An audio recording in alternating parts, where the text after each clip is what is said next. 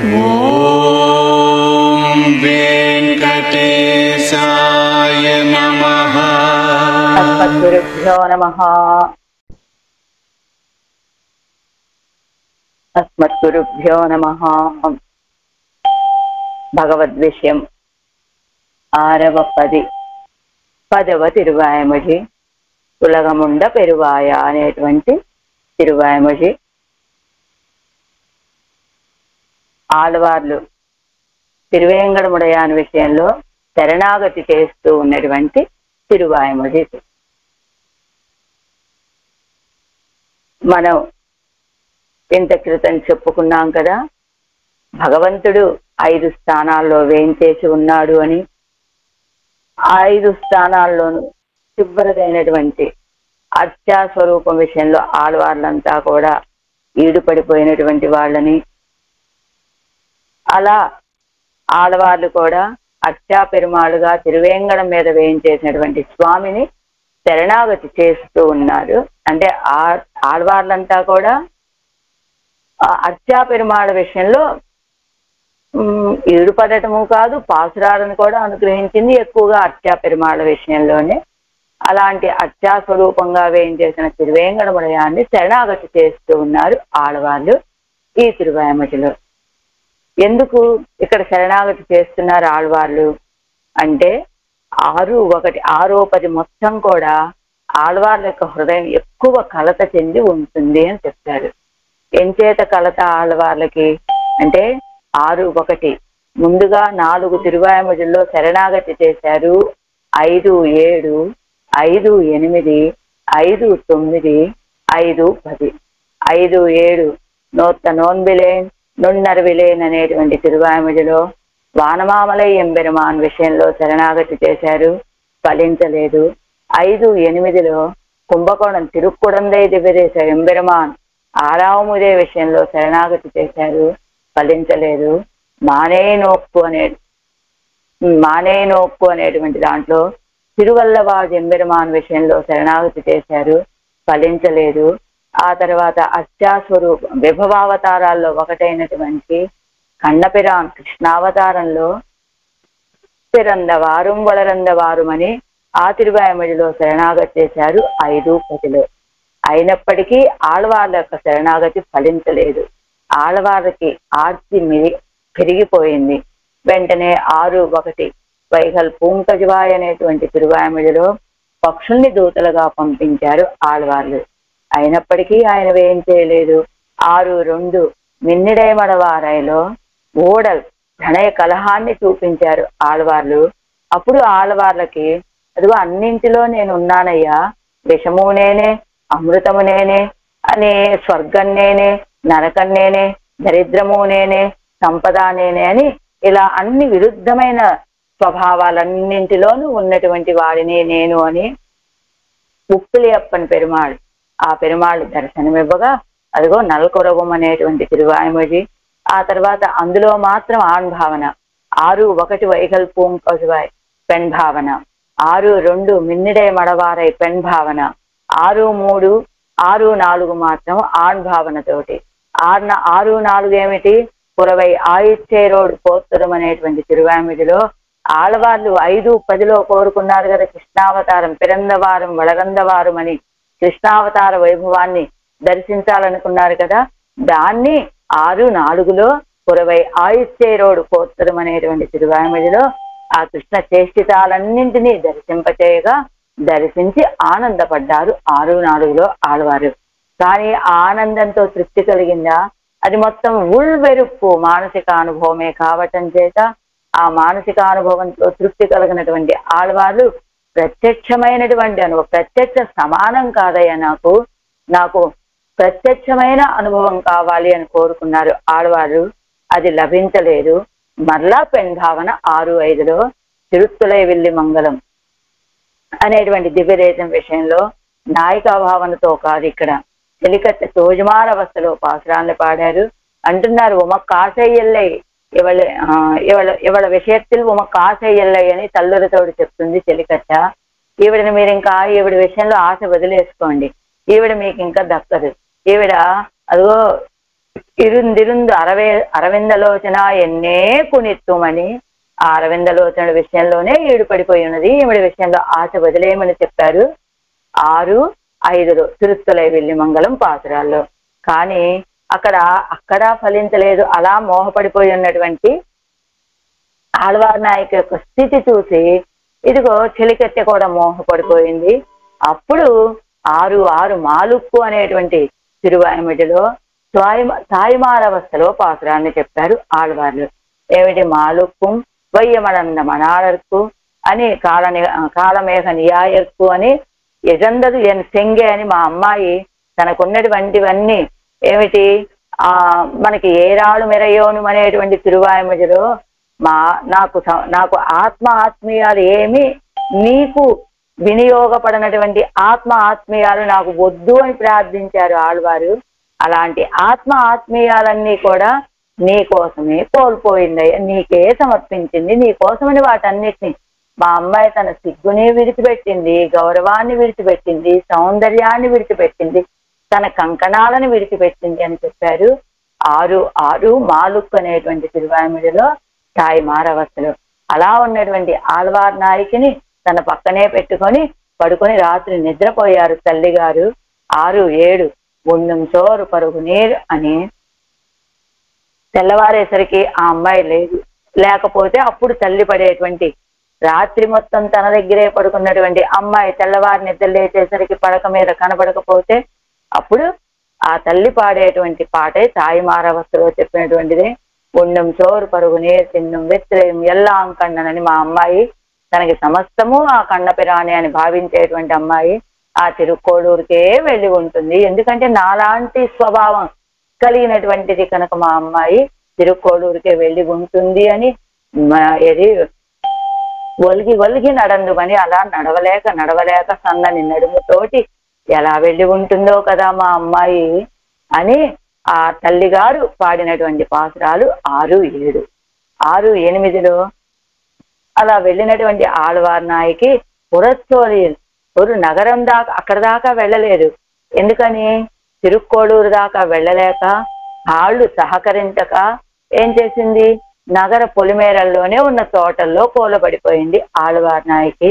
అలా ఉన్నటువంటి ఆళ్వార్ నాయకి ఎవరో ఒకళ్ళని దూతలుగా పంపాలి అనుకుంది. ఆ పరిసరాల్లో ఎగురుతూ ఉండేటువంటి పక్షులందరినీ కూడా పిలిచి పెరుమాళ్ళకి ఆ పరిసరాల్లో సంచరిస్తూ ఉండేటువంటి పక్షులని దూతలుగా పంపింది. ఎక్కడ పొన్నుల గాళీరో భువనముడు దాళీరో అని ఆ పక్షులకి ఇదిగో ఉభయ విభూతుల్ని పరిసరంగా అంటే బహుమతిగా ఇస్తాను, వెళ్ళి రండి అని చెప్పింది ఆళ్వార్ నాయకి. అయినప్పటికీ కూడా ఆళ్వార్ నాయకి యొక్క దుఃఖాన్ని చూసినటువంటి ఆ పక్షులు అక్కడి నుంచి కదలలేకపోయాయి. అవి కూడా మోహపడిపోయాయి. ఇప్పుడు తల్లి మోహపడిపోయింది, ఆ చెలికత్తెలు మోహపడిపోయారు.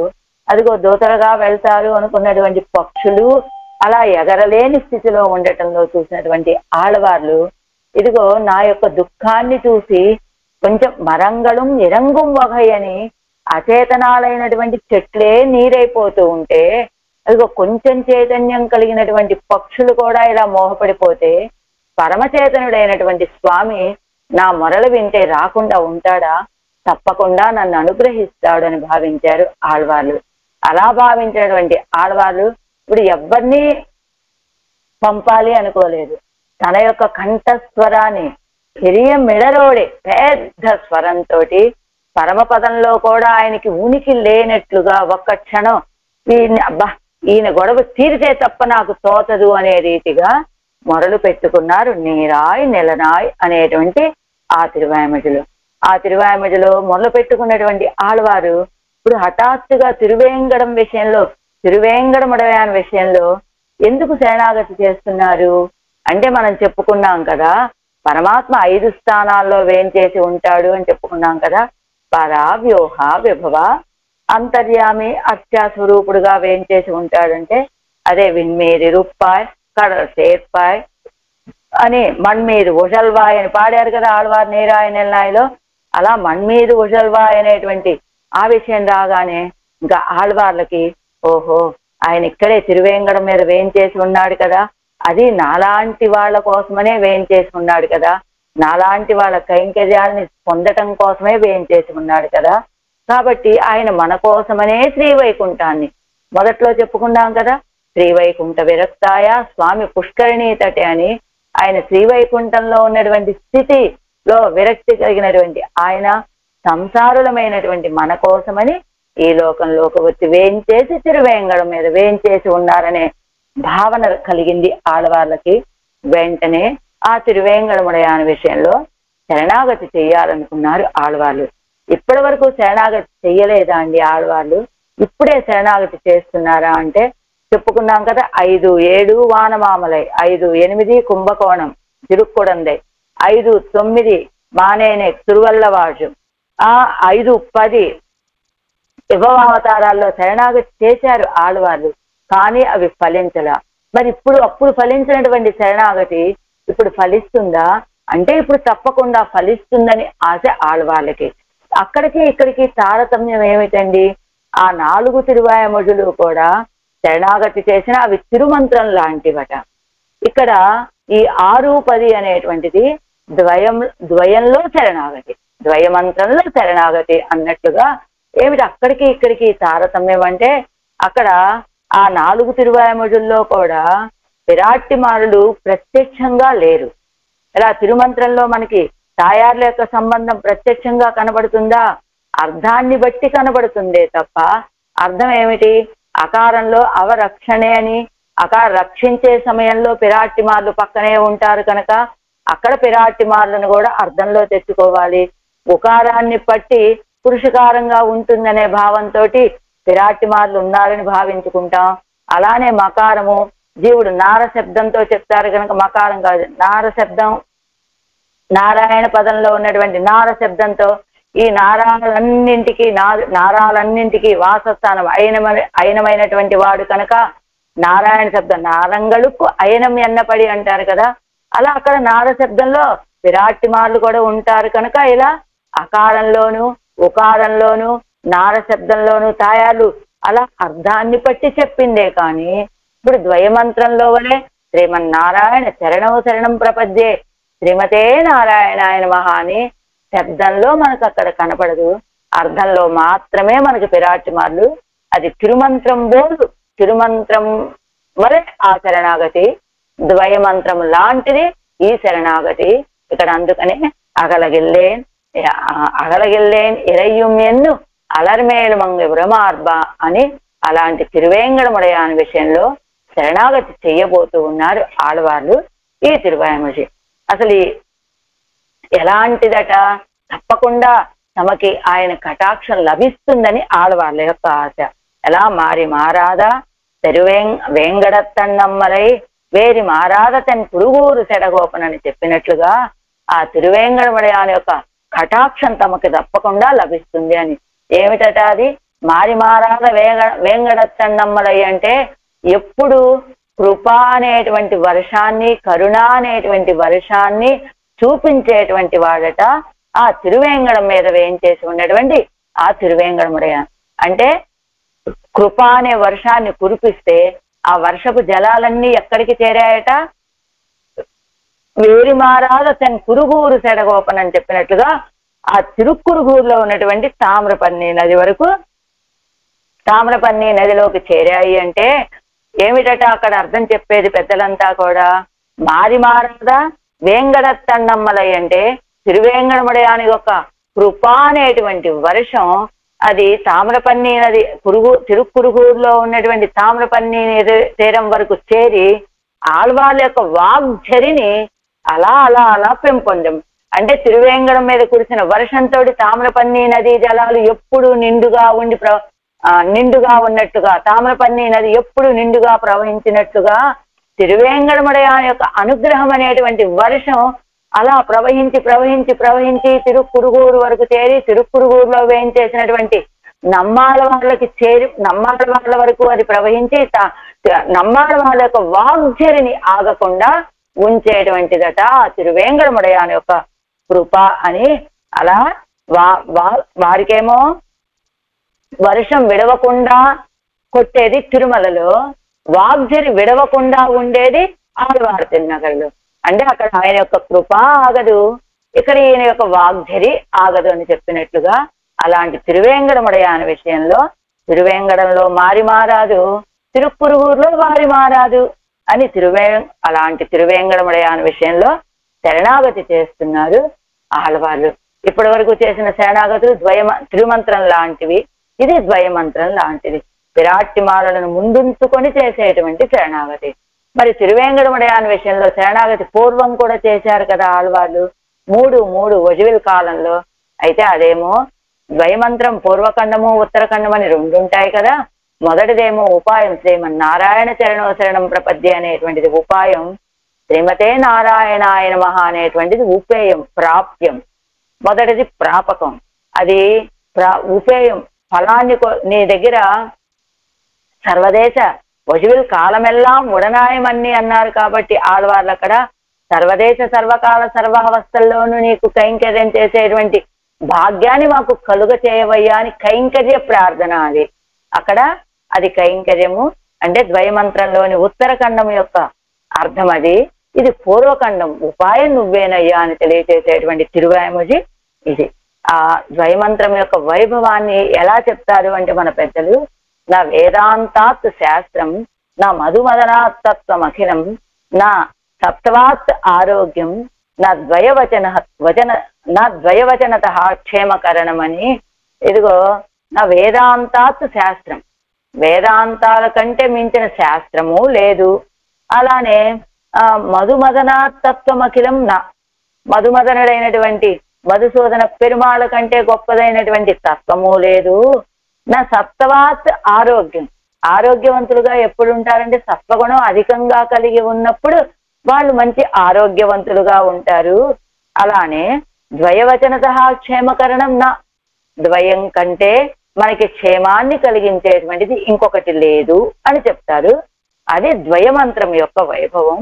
అలా ద్వయంలో చెప్పినట్లుగా శ్రీమన్నారాయణ చరణోశరణం ప్రపద్య అని చెప్పినట్టుగా విరాట్టిమాలను ముందుంచుకొని శరణాగతి చేస్తూ ఉన్నారు ఆళ్వార్లు. ఈ 6-10 ఉలగముండ పెరువాయ అనేటువంటి తిరువాయముజులు. అయితే ఈ ద్వయం యొక్క వైభవం చెప్పాలి అంటే ఎలా ఈ ద్వయమంత్రాన్ని 1 అని చెప్పగలమట, 2, 3, 4, 5, 6, 7, 8, 9 అని కూడా చెప్పగలం. 1 అని ఎలా చెప్పగలమండి? ద్వయమంత్రం అంటే 2 పదాలు 2 ఖండాలు కదండి, కాదు 1 అని చెప్పగలం. ఎలా చెప్పగలమట? దీనితో సాటి అయినటువంటిది ఇంకొకటి లేదు కనుక, దీనిని మించిన వైభవం కలిగినది ఇంకొకటి లేదు కనుక 1 అని చెప్పచ్చట ద్వయమంత్రాన్ని. అలానే 2 అని చెప్పగలం, ఎందుకని 2 వాక్యాలు ఉన్నాయి కాబట్టి 2 అని చెప్పగలమట. 3 అని కూడా చెప్పగలమట, ఎందుకని 3 ఖండాలు ఉన్నాయట. మనం పూర్వఖండం ఉత్తరఖండం అనే అనుకుంటున్నాం, స్వామి ఎలా సాయించారు? 3 ఖండాలు ఉన్నాయి అంటే శ్రీమన్నారాయణ చరణోశరణం ప్రపద్య అని 1 ఖండము, శ్రీమతే నారాయణాయ నారాయణ అని 2వ ఖండంగాను, ఆయనమః అని 3వ ఖండంగా, అలా 3 ఖండాలుగా చెప్పుకోవచ్చు అని చెప్పారు. 4 అని కూడా అనగలమండి ద్వయమంత్రాన్ని. ఎలా అంటారు? మనకి పురుషార్థాలు 4 కదా. అవి ఏమిటవి? ధర్మ అర్థ కామ మోక్షాలు. అయితే అన్ని 4 పురుషార్థాలే అయినప్పటికీ అన్నిటికంటే 4వదైనటువంటి మోక్ష పురుషార్థమే చాలా విలక్షణమైనటువంటిది కనుక ఆ మోక్షాన్ని ఇవ్వగలుగుతుంది కనుక ఈ ద్వయమంత్రం దీన్ని 4 అని కూడా అనగలమంటూ, అలానే 5 అని కూడా అనగలమండి. ఎందుకనండి? అర్ధపంచకము యొక్క అర్థాన్నే కదండి ద్వయమంత్రం తెలియచేసేది. అర్ధపంచకము యొక్క అర్థాన్ని ప్రకాశింపచేస్తుంది కనుక దీన్ని 5 అనగలమండి. 6 అని కూడా అంటామండి. ఎలానో చెప్పండి మీరు? 6 పదాలు శ్రీమన్నారాయణ శరణౌ శరణం ప్రపద్యే 3 పదాలు, శ్రీమతే నారాయణాయ నమః 3. మొత్తానికి 6 పదాలు కలిగి ఉండటం వల్ల 6 శబ్దాలు కలిగి ఉండటం వల్ల 6 అని చెప్పగలమండి. అయితే 7 అని కూడా అంటామండి మేము దీన్ని. ఎలా? 7 సముద్రాల గొప్పతనం అందులో చేరి ఉండటం వల్ల 7 అని చెప్పగలమండి. అంతేకాదు 8 అని కూడా చెప్పగలమండి మేము ఈ ద్వయమంత్రాన్ని. ఎలా? అష్టాక్షరి మహామంత్రం యొక్క వివరణే ద్వయమంత్రము. అంటే 8 అక్షరాలు కలిగినటువంటి అష్టాక్షరి మహామంత్రం యొక్క వివరణని, అష్టాక్షరి మంత్రాన్ని వివరించేది కాబట్టి దీన్ని మేము 8 అని కూడా చెప్పగలమండి. అలానే 9 అందాం. ఎలా? నవరసాలు. మనకి నవరసాల్లో ఒకటైనటువంటిది శాంతి రసం. ఎవరైతే ఈ ద్వయాన్ని అనుసంధానం చేస్తూ ఉంటారో, ఈ ద్వయమంత్రాన్ని అలా అనుసంధానం చేసినటువంటి వాళ్ళకి నవరసాల్లో ఒకటైనటువంటి శాంతి రసాన్ని కృప చేస్తుంది కనుక, వాళ్ళకి అనుగ్రహిస్తుంది కనుక, అలాంటి శాంతి రసాన్ని ఎప్పుడూ ఇస్తుందట వాళ్ళకి ద్వయమంత్ర అనుసంధానం చేసేటువంటి వాళ్ళకి. కాబట్టి ఇది 9 కూడా అనగలమంటూ అలాంటి ద్వయము యొక్క అర్థాన్ని మనకి తెలియచేసేలాగా ఈ తిరువాయిమొழிలో ఆడవాళ్ళు పిరాటిని పురుషకారంగా చేసుకొని ఆశ్రయిస్తూ ఉన్నారు. ఈ తిరువాయిమొழிలో ఎందులో ఉలగముండ పెరువాయ అనే తిరువాయిమొழிలో. అయితే మనకి 3 మంత్రాలు ఉన్నాయి కదండి. ఏమిటి ఈ 3 మంత్రాలు? తిరుమంత్రానికి ఉండేటువంటి వైభవం ఒకటి, ద్వయానికి ఉండేటువంటి వైభవం ఒకటి, అదే చరమ శ్లోకానికి ఉండేటువంటి వైభవం ఒకటి. చరమ శ్లోకానికి ఉండేటువంటి వైభవం ఏమిటట? ఈశ్వర రుచి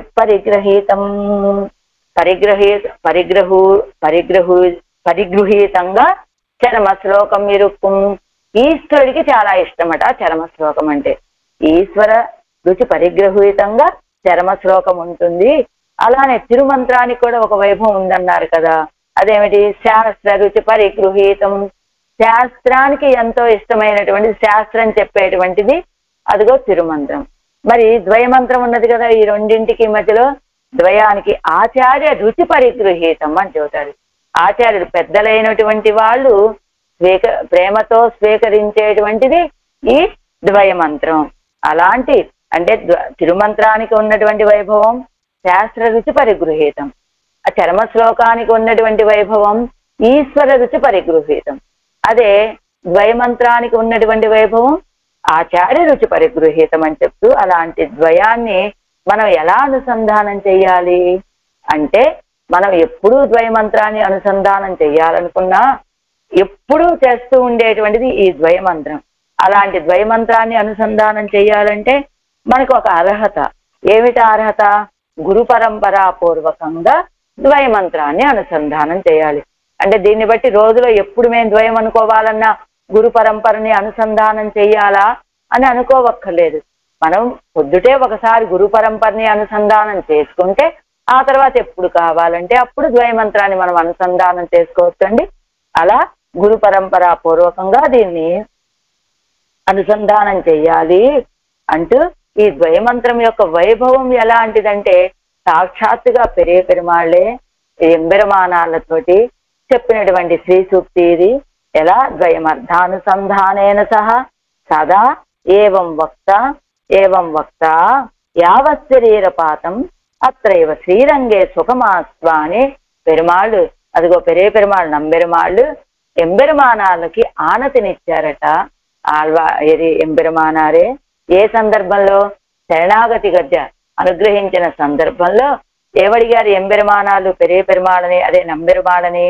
స్వామి, నాకు మాత్రమే కాదు మీరు అభయాన్ని ఇవ్వటము, నా సంబంధీకులందరికీ కూడా నువ్వు మోక్షాన్ని ఇవ్వాలయ్యా అని ఎంబెరుమానాలు ప్రార్థించినప్పుడు తప్పకుండా అదే రీతిగా మీకు మోక్షాన్ని అనుగ్రహిస్తాము, మీ సంబంధీకులకు కూడా అని మాట ఇచ్చి, సరే స్వామి ఇప్పటి వరకైతే అయిపోయింది, ఇంకా నేను ఆ పరమపదానికి వెళ్ళే వరకు కూడా ఈ మధ్యలో ఉన్న సమయంలో నా కాలక్షేపం ఏమిటి, నేను ఎక్కడ జీవించాలి, ఎలా జీవించాలి అని ఎంబెరుమానాలు అడిగినటువంటి ప్రశ్నకి సమాధానంగా మీరేం చేయాలో తెలుసా ఎంబెరుమానారే?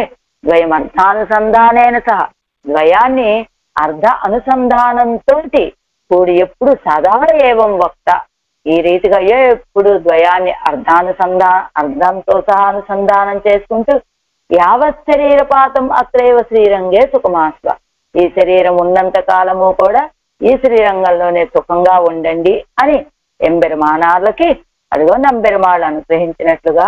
అందుకనే మనకి 3 మంత్రాలు ఉంటాయి కదా, ఆ 3 మంత్రాలు కూడా మనం ప్రతిరోజు ఉదయం తీర్థం తీసుకున్నప్పుడు అలా 3 మంత్రాలు అనుసంధానం చేసుకుంటాం కదా. కానీ ఈ ద్వయం 3 ఉన్నప్పటికీ అష్టాక్షరి మహామంత్రము, చరమ శ్లోకము, ఈ ఈ ద్వయమంత్రం 3 ఉన్నప్పటికీ ఎప్పుడు అన్ని వేళలా అనుసంధానం చేసుకునేటువంటిది ఈ ద్వయమంత్రం. అందుకనే మన పూర్వాచార్యుల యొక్క అధరాలు ఎప్పుడు కూడా సంతత స్ఫురితాధరం అంటారు.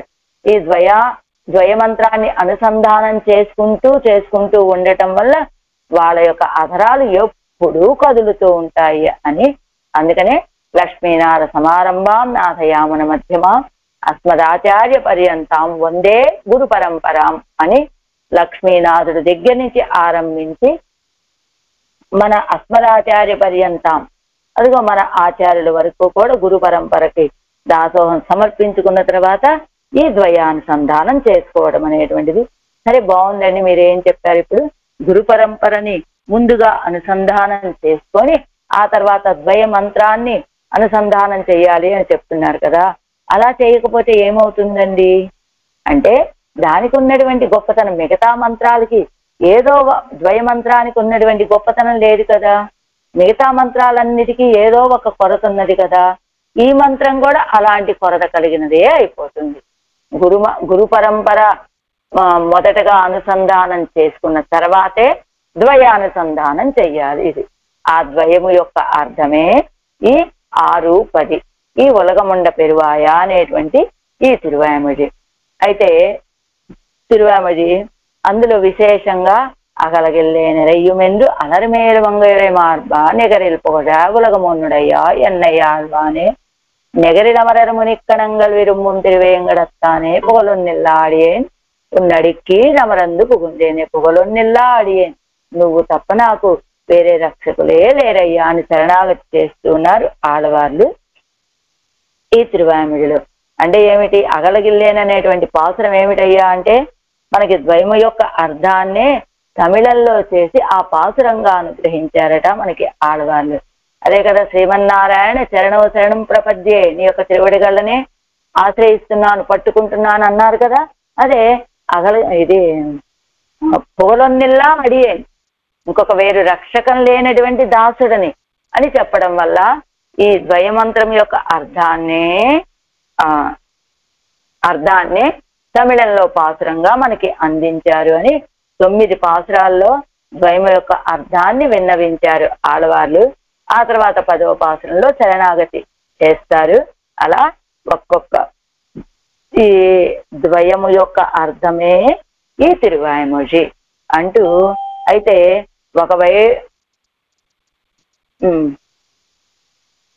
అయిపోయింది కదా. అలా ద్వయము యొక్క అర్థాన్ని తెలియజేసేటువంటి ఈ తిరువాయమొഴి.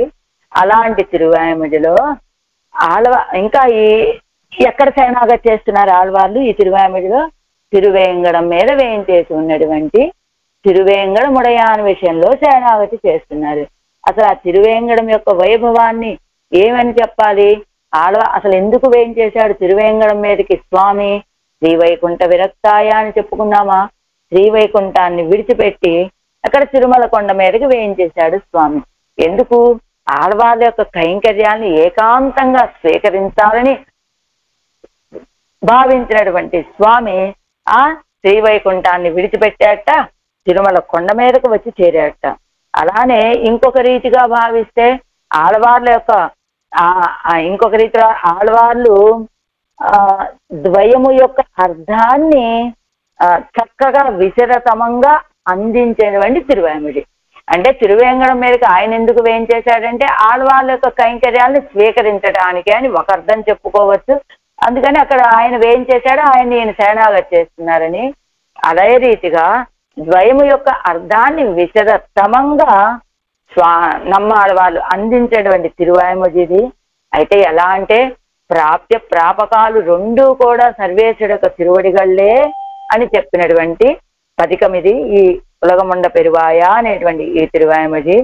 ఎలా ఈయన కోసం అంటే ఆళ్వార్ల యొక్క కైంకర్యాలని స్వీకరించడానికే ఆయన వచ్చారు. ద్వయంలో చెప్పినట్టుగా ఆయనకి కైంకర్యం సమర్పించడమే మన స్వరూపం అని వీరు భావించారు. కాబట్టి వీరి కోసం వారు, వారి కోసం వీరు. అంటే ఈయన కోసం ఆయన, ఆయన కోసం ఈయన. అంటే ఆళ్వార్ల కోసమని పెరుమాళ్ళు, పెరుమాళ్ళ కోసమని ఆళ్వార్లు.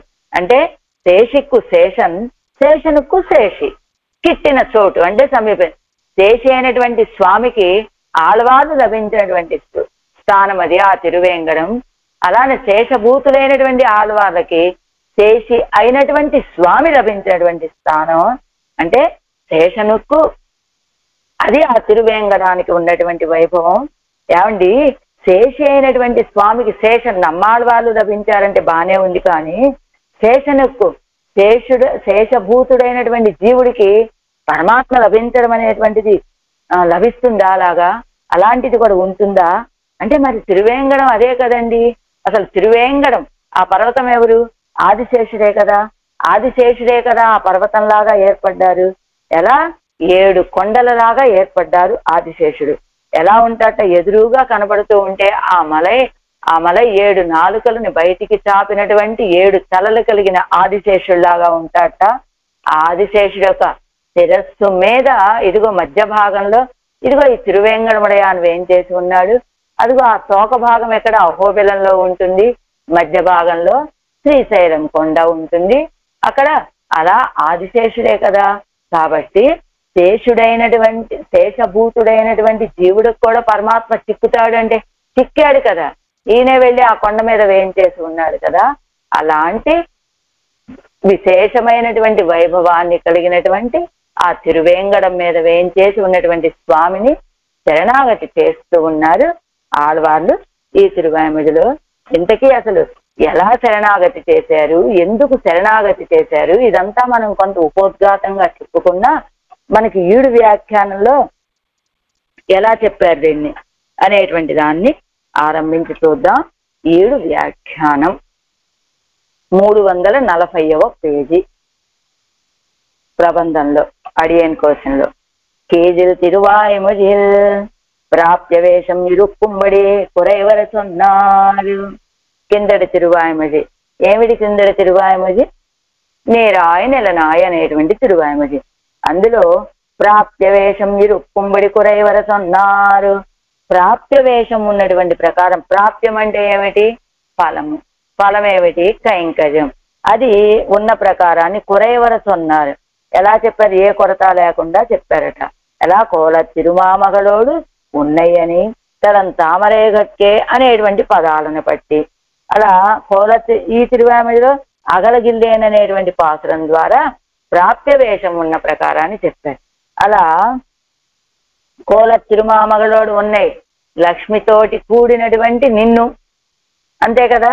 తడం తామరేగక్కే అని విశాలమైనటువంటి ఆ తిరువడిగళ్ళకే కూవిక్కొళ్ళుం కాలం ఎన్నం కురుగాదు అనేటువంటి పాసనలో వస్తుంది కదా. తడం తామరేగక్కే విశాలమైనటువంటి పద్మాల లాంటి ఆ తిరువడిగళ్ళకే ఆ కైంకర్యం. అందుకని కిందటి తిరువాయిమొழிలో ప్రాప్య వేషం ఫలం ఉన్నటువంటి ప్రకారాన్ని కురైవర సొన్నారు, ఏ కొరత లేకుండా చెప్పారండి. ఈ తిరువాయిమొழிల్ ప్రాపక వేషం కురైవర చొల్లుగిరారు. ఈ తిరువాయిమొழிలో ప్రాపక వేషం ఉపాయ స్వరూపాన్ని కొరత లేకుండా చొల్లుగిరారు చెప్తూ ఉన్నారు. అంటే కింద అరుంబదలో ఇస్తున్నారు చూడండి. ఉలగముండ ప్రవేశే సంగ్రహ సంగతి అంటూ కీజిల్ తిరువాయిమొழியில் ఇచ్చారు. అదావదు ఇత్తిరువాయిమొழியிலே శరణం పుక్కుగిరారు ఎన్నో సంగతి సొల్లుగయ్యాలే. ఈ తిరువాయిమొழிలో ఆళ్వార్లు శరణాగతి చేస్తున్నారు అని సంగతి చెప్పటం చేత శరణాగతనాన అవనుక్కు భక్త నిల్కాట్యేత్తం ప్రాప్య ప్రాపకంగల్ இரண்டும் அவனே என்னுமதென்னு விவக்ஷித்து ஈஸ்வரனுடைய ప్రాప్య ప్రాపక భావத்தை கீழில் తిరువాయిమొழியிலும் ఇత్తిరువాయిమొழியிலும் అరుడి చేయగిరార్ ఎన్నపడి. కిందటి ఇది కొంచెం జాగ్రత్తగా వినాల్సిన విషయం అండి. ఎలా అనంటే శాస్త్ర సంబంధం అంటే సంప్రదాయానికి మూల స్తంభాలు లాంటి విషయాలని అనుగ్రహిస్తున్నారు ఇక్కడ అరుంబదంలో కానీ మూలంలో కానీ. అంటే మనకి కిందటి తిరువాయిమొഴి ఏమిటి, ఈ తిరువాయిమొഴి ఏమిటి అని కొంచెం కన్ఫ్యూజన్ వస్తే రావచ్చు. మెల్లిగా వింటే అదే అర్థమవుతుంది. కిందటి తిరువాయిమొഴి ఏమిటి? నేరాయ నిలనార్. ఈ తిరువాయిమొഴి ఏమిటి? ఉలగముండ పెరువాయ. కిందటి నేరాయ నిలనాయ అనేటువంటి తిరువాయిమొழிలో ప్రాప్య వేషం, ప్రాప్యం యొక్క స్వరూపాన్ని చెప్పారట ఆడవాళ్ళు. ప్రాప్యం అంటే ఏమిటి? మొదటి ఇవి తెలియాలి. ప్రాప్యము, ప్రాపకము. ప్రాపకము అంటే ఉపాయము, ప్రాప్యము అంటే ఫలము. ప్రాప్యం అంటే ఫలం ఏమిటి? ఫలస్వరూపాన్ని అందించారు ఆడవాళ్ళు కిందటి తిరువాయిమొழிలో. కిందటి తిరువాయిమొഴి అంటే నేరాయ నెలనాయలో. ఇందులో ప్రాపక స్వరూపాన్ని అంటే ఉపాయం, ఆ ప్రాప్యాన్ని పొందాలంటే ఉపాయం ఎవరో తెలియచేస్తున్నారు ఈ తిరువాయిమొഴിలో ఆళ్వార్లు మనకి. ఈ తిరువాయిమొഴి అంటే ఉలగమండ పెరువాయ అనేటువంటి ఈ తిరువాయిమొഴിలో ఎలా అనేది కింద వివరణిస్తున్నారు. ఈ తిరువాయిమొഴിలే శరణం పుగుగిరారు ఎన్ను సంగతి. ఆళ్వార్లు ఈ తిరువాయిమొഴിలో శరణాగతి చేస్తూ ఉన్నారు తిరువేంగడముడయాన్ విషయంలో అనేటువంటిది కిందటి తిరువాయిమొഴിకి ఈ తిరువాయిమొഴിకి ఉన్నటువంటి సంగతి. సరే, ఆ సంగతి చెప్పే ముందు ఒక విషయాన్ని అనుగ్రహిస్తున్నారు. ఏమని? శరణాగతనాన అవనుకు భక్తనిల్ కాటిల్ చేస్తాం. మనం ఎవరిని శరణాగతి చేస్తున్నాం? ఆ తిరువేంగడముడయాన్ని. తిరువేంగడముడయానికిను ఆశ్రయించే భక్తుడి కంటే తిరువేంగడముడయానికి ఒక గొప్పతనం. అదే స్వామి అనుకుందాం, తిరువేంగడముడయాని బదులు ఆ స్వామికి ఒక గొప్పతనం. ఏమిటా గొప్పతనము అంటేనట, ఆశ్రయించేటువంటి వాడికి ఏమేమి ఉంటాయి? ఒక ప్రాప్యము భక్తి మాత్రమే ఉంటాయి ఆశ్రయించేటువంటి జీవుడికి. భక్తి ఏమో ఉపాయము, ఆ ప్రాప్యమేమో ఫలము. అంటే భగవంతుణ్ణి ఆశ్రయించడానికి, భగవంతుణ్ణి పొందడానికి వీడికి ఉన్నటువంటి సాధనం ఏమిటి? భక్తి. ఆ తర్వాత ఈ భక్తి అనే సాధనంతో వీడు వెళ్ళి పొందేది భగవంతుడి విషయంలో చేసేటువంటి కైంకర్యం, అదే ప్రాప్యం. అది జీవుడికి ఉన్నటువంటి విషయం. కానీ అదే పరమాత్మకి ఆయనకి ప్రాప్య ప్రాపకంగా ఇరండు అవనే ఎన్నుం అదెండు వేక్షిత్తుగిరారు. అంటే జీవుడికేమో ప్రాప్యము వేరు, ప్రాపకం వేరు. కానీ భగవంతుడు ప్రాప్య ప్రాపకాలు రెండు కూడా ఆయనే ఉండేటువంటి వాడు. అలా ఈశ్వరనుడయ ప్రాప్య ప్రాపక భావత్తై కీజుల్ తిరువాయిమొழிலும் అలాంటి ప్రాప్య ప్రాపకాలని కిందటి తిరువాయిమొഴి ద్వారా ప్రాప్యాన్ని తెలియజేశారు. ప్రాప్య స్వరూపుడు ఆయనే అని తెలియజేశారు, ప్రాప్యం ఆయనే అని తెలియజేశారు. ఈ తిరువాయిమొഴിలో అలాంటి ప్రాప్యాన్ని పొందింపజేసేటువంటి ప్రాపకం కూడా, ఉపాయం కూడా ఆయనే అని తెలియజేస్తున్నారు. అంటే ప్రాప్యవేషం కురైవరచ్చొన్నారు అన్నదు. ఆ ప్రాప్యవేషాన్ని కిందటి తిరువాయిమొഴിలో నేరాయనెలనాయ అనేటువంటి తిరువాయిమొഴിలో ప్రాప్యవేషాన్ని, ప్రాప్యం యొక్క స్వరూపాన్ని కొరత లేకుండా చెప్పారు అన్నారు కదా. ఏ రీతిగా? అదిగో కోల తిరుమామగళోడు ఉన్నాయి, ఆ లక్ష్మితో కూడినటువంటి నిన్ను కైంకర్యం చేసేటప్పుడు ఎవరికి చేయాలి? ఇద్దరికి కలిపి కదా చెయ్యాలి. అలా మీ ఇద్దరిని కలిపి ఆశ్రయించాను అని తడంతామరే గట్కే. అలా ఆ విశాలమైనటువంటి ఆ తడంతామరే గట్కే తామర లాంటి ఆ తిరువడిగళ్ళే అదిగో లేము తడంతామరే గట్కే అని చెప్పడం వల్ల ప్రాప్యవేషం బాగా చక్కగా చెప్పబడింది కిందటి తిరువాయిమొഴിలో.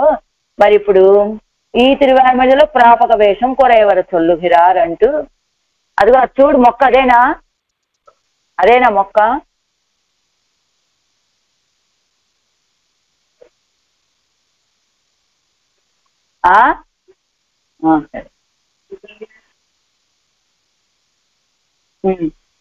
నీది అయ్యాక రా చెబుతా. కీజిల్ అదిల్ ఉపాయ ప్రసంగం ఉండే ఆగిలం ప్రాప్య ప్రధానమాగ కడవదు. ఏమండి, అయితే ఇక్కడ ఇంకొక శంక. ఏమండి, ప్రాప్యాన్ని చెప్పింది నేరాయనెలనాయ అనేటువంటి తిరువాయిమొഴి, ప్రాపకాన్ని తెలియజేసేటువంటి తిరువాయిమొഴి ఇది ఉలగమండ పెరువాయ అనేటువంటి తిరువాయిమొഴి. అయితే కిందటి తిరువాయిమొഴിలో ప్రాపకం, ఉపాయం అనేటువంటిది అసలు తెలియచేయబడలేదా?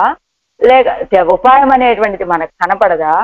లేదా ఇప్పుడు ఉలగముండ పెరువాయాలో ప్రాప్యం అనేటువంటిది మనకు కనపడదా అంటే దాన్నే చెప్తున్నారు. కీజిల్ అదిల్ ఉపాయ ప్రసంగం ఉండే ఆగిలం. ఆ తిరువాయిమొഴിలో ఉపాయ ప్రసంగం ఉంటుంది, కానీ ప్రాప్య ప్రధానమాగ కడవదు. ప్రాప్యాన్ని ప్రధానంగా చెప్పేటువంటి తిరువాయిమొഴിగా ఉన్నది నేరాయ నెలనాయ. ప్రాపక ప్రధానమైనటువంటిది ఇదిగో. అయితే నేరాయ నెల కీజిల్ அதில் உபாய பிரசங்கம் ఉండే ఆగిలం ప్రాప్య ప్రధానமாக కడవదు. కిందటి తిరువానమజిలో ఉపాయ ప్రసంగం అంటే ప్రాపక ప్రసంగం ఉన్నప్పటికీ కూడా ప్రాప్యం ప్రధానంగా చెప్పబడినటువంటి తిరువాయమజి నీరాయ నిలనాయ్. అలానే ఉలగముండ పెరువాయ అనే ఆరూపది తిరువాయమజి ప్రాపక ప్రధానంగా ఉంటుంది. ఇందులో ప్రాప్యం లేదా, ప్రాప్యం చెప్పబడలేదా అంటే చెప్పారు కదా, ఆగలగిల్లే నెరయుమెందు అలరి మేలుమంగ ఎరై మార్బా అంటే అది ప్రాప్యమే. కానీ ప్రాపక ప్రధానమైనటువంటిది అగలగిల్లే ఇది ఉలగముండ పెరువాయ అనేటువంటి తిరువాయమజి ప్రాప్య ప్రధానమైనటువంటిది నీరాయ నిలనాయ అనేటువంటి తిరువాయమజి. ఏ రీతిగా అంటే మనకి అదగే మనవాళ్ళన్నాయనాడు ఆచార్య హృదయంలో ఒక్కొక్క దివ్య దేశంలో ఉన్న పెరుమాళ్ళకి ఒక్కొక్క గుణాన్ని చెప్తారు. ఇలాంటి గుణం కలిగినటువంటి వాడు ఈ పెరుమాళ్ళు అని. అలా శ్రీరంగంలో వేయించేసినటువంటి ఆ పెరుమాళ్ళ గుణం ఏమిటి? సౌహార్దం అనే గుణం కలిగినటువంటి వాడు. ఆ తిరువేంగడముడయ అనే ఎలాంటి గుణం కలిగినటువంటి వాడు? వాత్సల్యం అనే గుణం కలిగినటువంటి వాడు. ఆ తిరుక్కురుంగుడిలో వేయించేసినటువంటి ఆ స్వామి ఏ గుణం కలిగినటువంటి వాడు? లావణ్యం అనే గుణం కలిగినటువంటి వాడు. అలానే వానమామలయలో వేయించేసినటువంటి ఆ ఎంబెరుమాన్ ఎలాంటి గుణం? ఔదార్యం అనే గుణం కలిగినటువంటి వాడు. తిరుక్కురుగూరులో వేయించే ఇందాక తిరుక్కురుంగుడిలో లావణ్యం, తిరుక్కురుంగుడి అది. ఇది తిరుక్కురుగూరులో వేయించేసినటువంటి స్వామి పరేశత్వము అనేటువంటి గుణాన్ని కలిగిన వాడు అని ఆచార్య హృదయంలో నాయనార్లు అనుగ్రహిస్తే ఏమిటండి తిరువేంగడముడయ అనే విషయంలో వాత్సల్యం తప్ప ఇంకో గుణం లేదు అని అర్థం. అలానే తిరుక్కురుంగుడిలో వేయించేసిన స్వామికి లావణ్యం తప్ప ఇంకొకటి లేదు అని అర్థం. అలానే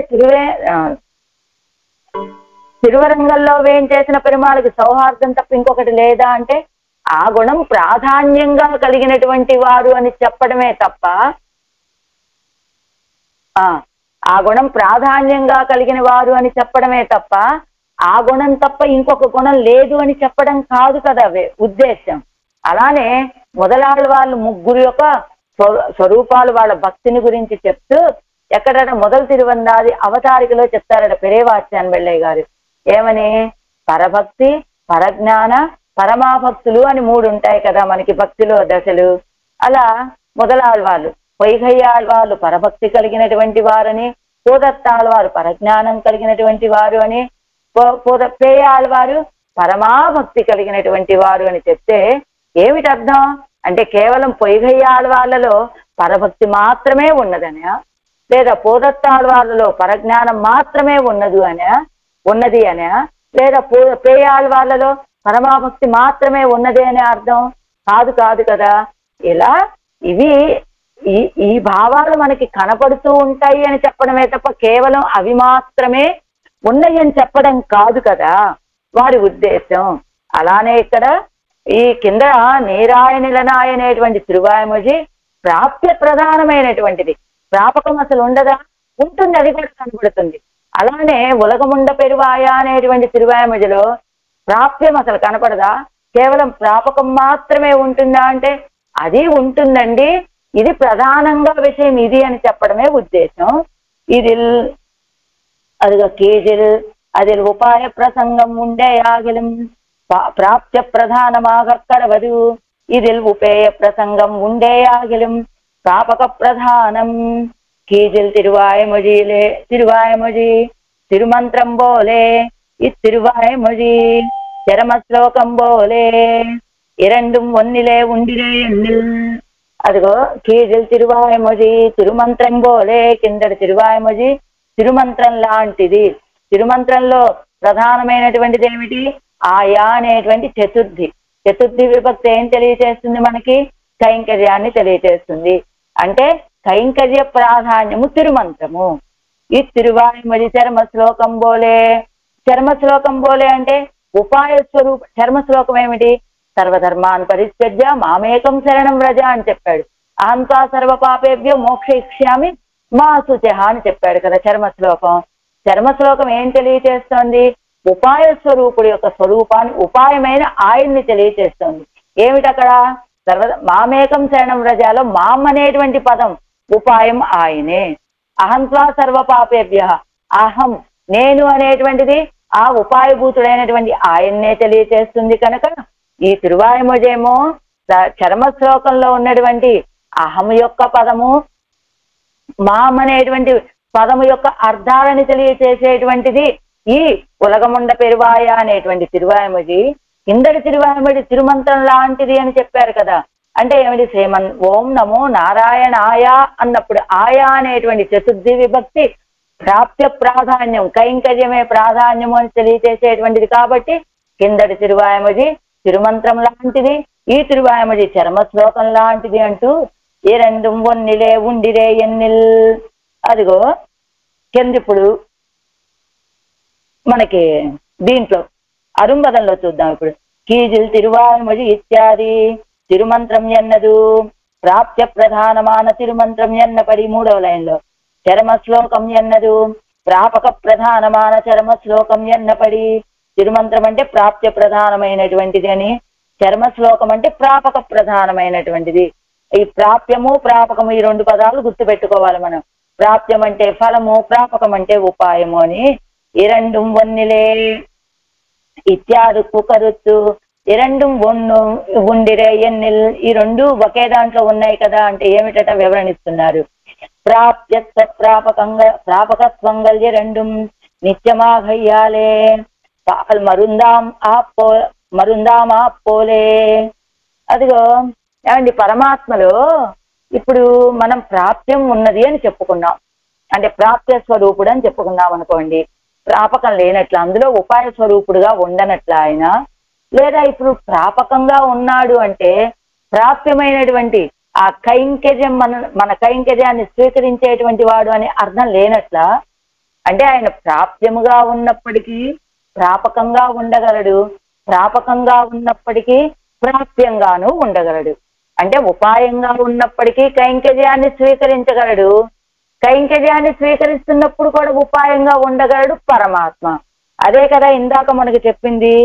శరణాగతి చేసినటువంటి జీవుడికి శరణాగతుడుగా శరణ్యుడైనటువంటి స్వామికి ఉన్నటువంటి తారతమ్యం ఏమిటి? ఆయన ప్రాప్య ప్రాపకాలు రెండుగా ఉండగలిగినటువంటి వాడు, రెండుగా ఉండేటువంటి వాడు. కానీ జీవుడికి ప్రాప్యము భక్తి ఒకటి, ఉపాయము. ఉపాయం ఏమిటి? భక్తి. ఉపాయం ఆ భక్తి కలిగినటువంటి వాళ్ళకి కావలసినటువంటిది ఏమిటి? ఆయన కైంకర్యం చేయడం, అదే ప్రాప్యం. కనుక అలా భగవంతుల్లో ఎప్పుడూ ప్రాప్య ప్రాపకాలు రెండు ఉంటాయండి. కేవలం ప్రాప్య స్వరూపుడు అంటే ప్రాప్యం మాత్రమే ఉంటుంది, ప్రాపకం ఉండదని కాదు. ప్రాపక స్వరూపుడు అంటే ప్రాపకం మాత్రమే ఉంటుంది, ప్రాప్యం ఉండదని కాదు. ఈ రెండు నిత్యము ఉంటాయి ఆయనలో. ఎలా? పాలు మరుందు ఆమా పోలే. ఒక వ్యక్తికి పాలు చాలా భోగ్యమైనటువంటి వస్తువు కదండి. కానీ ఆయుర్వేద డాక్టర్ గారి దగ్గరికి వెళ్ళారు. వెళ్తే ఏం చెప్పారు ఆయన? మీరు రోజు ఒక గ్లాసు పాలు తాగండి, మీకు పైత్యం అన్నారు కదా, ఆ పైత్యం తొలగిపోవాలంటే మీరు రోజు ఒక గ్లాసు పాలు తాగండి అన్నారు. ఆ పాలు ఏమైపోయాయి? మామూలుగా అయితే చాలా భోగ్యంగా స్వీకరించేటువంటి పాలు, ఆ పాలే ఇప్పుడు మరుందామా పోలే మందుగా అయిపోయాయి. అదే కదా మనకి ఇప్పుడు ఔషధం. డాక్టర్ గారు చెప్పిన ఔషధం ఏమిటి? సహజంగా అవి పాలు, ఆ పాలే ఇప్పుడు ఏమయ్యాయి? మనకి ఔషధంగా అయిపోయాయి. ఎలా? మన వ్యాధి తీరే వరకు ఔషధంగా ఉంటాయట, మన వ్యాధి తీరిపోగానే మళ్ళీ అవి భోగ్యంగా అయిపోతాయి, భోగ్యమైన పదార్థం ఎప్పుడూ అలా. ఇప్పుడు ఈ వ్యక్తి మందుగా స్వీకరిస్తున్నాడు కదా అని పాలల్లో భోగ్యత లేకుండా ఎక్కడికైనా పోతుందా? ఇప్పుడు నేను మందుగా ఉన్నాను, మందుగా పొందబడుతున్నాను వాడికి, కాబట్టి మందుకుండే లక్షణాలు నాకు రావాలి, నాలో ఉన్న భోగ్యత పోవాలి అని అనుకుంటాయా పాలు? అలా అనుకుంటే మాత్రం ఆ భోగ్యత పోతుందా? పోదు. పాలే మందుగాను ఉంటాయి, భోగ్యంగాను ఉంటాయి. భోగ్యంగా ఉన్నాయి అంటే ప్రాప్యంగాను, మందుగా ఉండటం ఈ వ్యాధిని తొలగింపజేసే మందుగా ఉన్నాయి అంటే అదే ఉపాయము.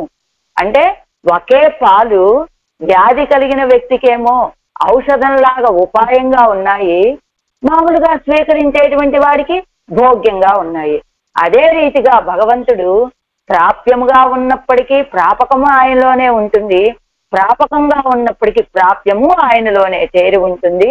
అలా ఈ పాలు ఎలాగైతే భోగ్యంగానూ స్వీకరించేవిగా, ఆ ఔషధంగా స్వీకరించేవిగా ఎలా ఉంటాయో అలానే ప్రాప్యత్వ దశయిலும் ప్రాపకత్వం ఈశ్వరన్యడత్తిలే ఉండాయిరుక్క.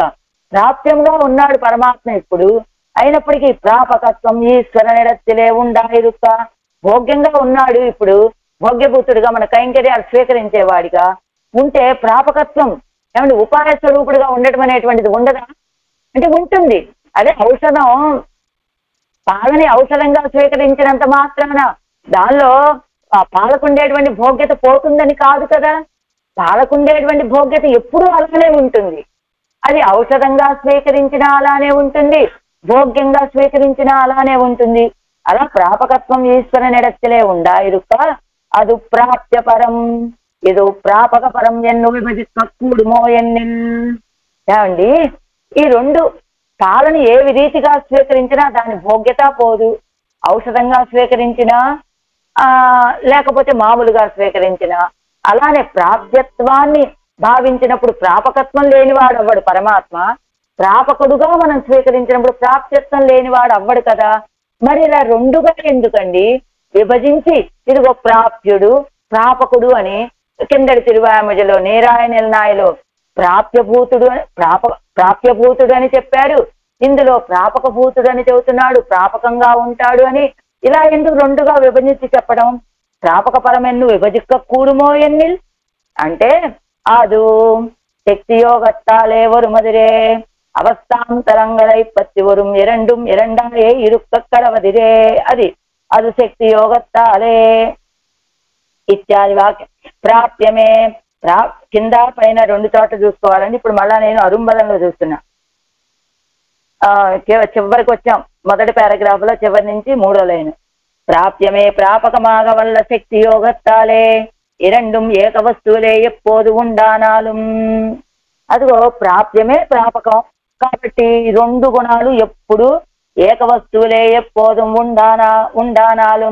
ఈ రెండు ప్రాప్య ప్రాపకాలు రెండు సర్వేశ్వరులో ఎప్పుడు ఉంటాయి. కానీ చేతననుడయ వర్ణ దశే ప్రాప్తి దశయ్యాగిర అవస్థాభేదేన ప్రాప్యత్వ ప్రాపకత్వం గలి రెండుం క్రమికమాఘయ్యాలే ఇప్పటి విభజిక్క కురయిల్లయ్యన్ను. అయితే ఆశ్రయించేటువంటి పరమాత్మలో మాత్రం ఎప్పుడు ప్రాప్యము ఉంటుంది, ప్రాపకము. ఆ రెండిటితోటి కూడే ప్రాప్య ప్రాపకాలు రెండుగా ఉండగలడు ఆయన. ఇది ఉన్నది కదా అని అది లేకపోవటం, అది ఉన్నది కదా అని ఇది లేకపోవటం అనేది జరగదు. కానీ ఆశ్రయించేటువంటి జీవుడికి రెండు దశలు ఉంటాయి. ఏమిటి? ఆశ్రయణ దశ, ప్రాప్తి దశ. ఆశ్రయణ దశలో ఏమనుకుంటాడు? నువ్వు నాకు ఉపాయమయ్యా అనుకుంటాడు. ఆ తర్వాత పొందిన దశలో నువ్వే ఉపేయమని భావిస్తాడు. కనుక అదే అది శక్తి యోగత్తాలే వరుమదిరే అవస్థాంతరంగడై పట్టి వரும். ఏది?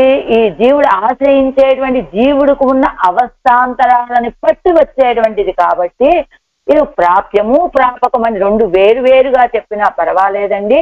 ఆశ్రయించేటువంటి జీవుడు ఆశ్రయించే దశలో ఉన్నాడంటే అప్పుడు ఏమిటి?